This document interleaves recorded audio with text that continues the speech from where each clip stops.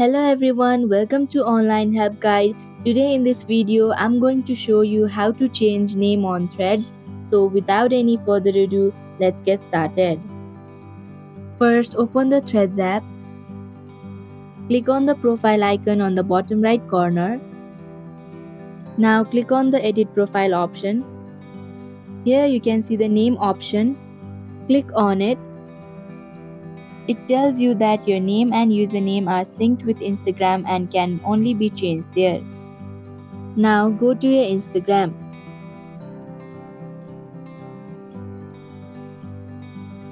Similarly, go to your profile page on the bottom right corner. Click on the Edit Profile option. Now click on Name and type in whatever name you like. Tap the right button on the top right corner. Tap on it once again. Now go to your Threads app. Go to your profile page, and here you can see that your name has been changed. And that is how you can change name on Threads. Thank you for watching Online Help Guide.